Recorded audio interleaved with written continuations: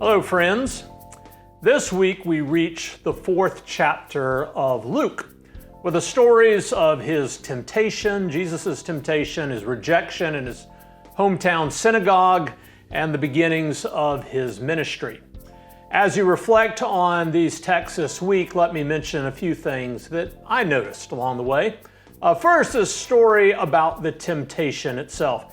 It begins with Jesus in the desert or the wilderness, which should remind us, of course, of the stories of the Exodus or perhaps Elijah, the prophet, fleeing for his life out in the desert himself.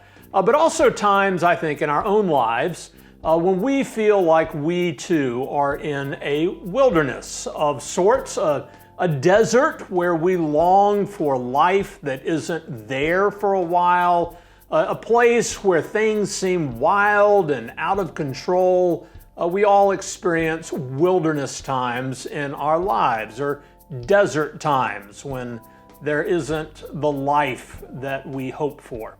I am also hooked by this notion of Jesus' hunger in relation to temptation. I wonder, was he hungry before the tempting began? Have you ever been to a restaurant when you were really hungry, or to the grocery store right before lunchtime?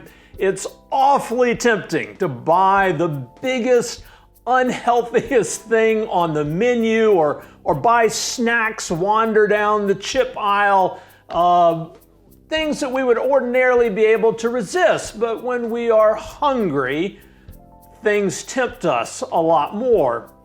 But think too of the ways that we hunger emotionally, spiritually, relationally, and how those hungers and those needs can tempt us to make decisions, to do things, to act in ways that are also not very healthy for us.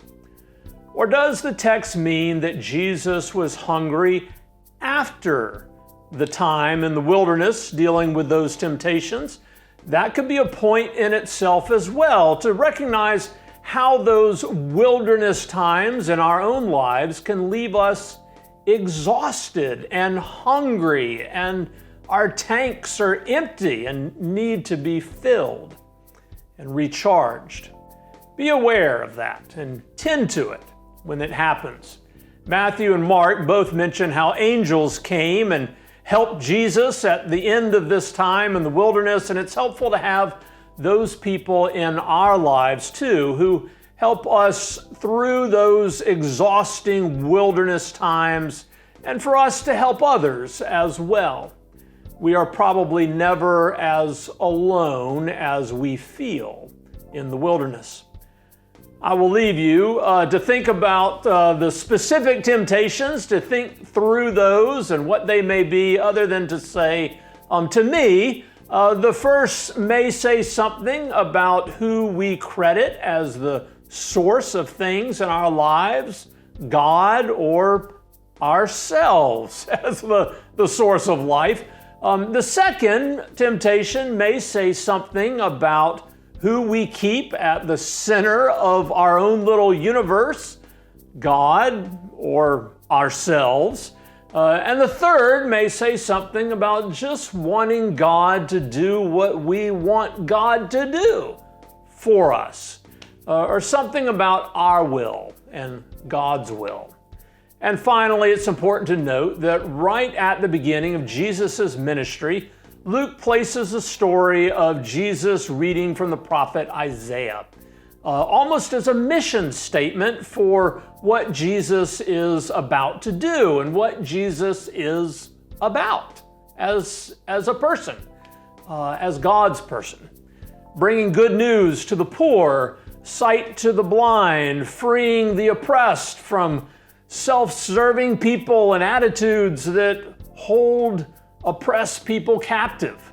We should compare our own notions, I think, of Jesus to this mission statement that comes from Jesus' own mouth, as well as our notions of the world and people and the problems that people face.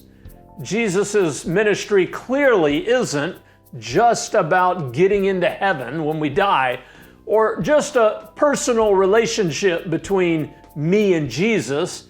It is very much has to do with working for the good of others, loving the whole world, redeeming all of creation and what other people are going through. The story also reminds us that it is often the people closest to Jesus, his hometown neighbors, his own disciples at times, his vocal fans today, who are the first to reject what Jesus is really about because it doesn't serve whatever their interests are. Yet, as in chapter 4, Jesus' work goes on regardless, and people are healed and changed and hear of good news.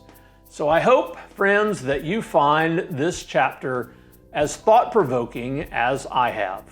Go in peace.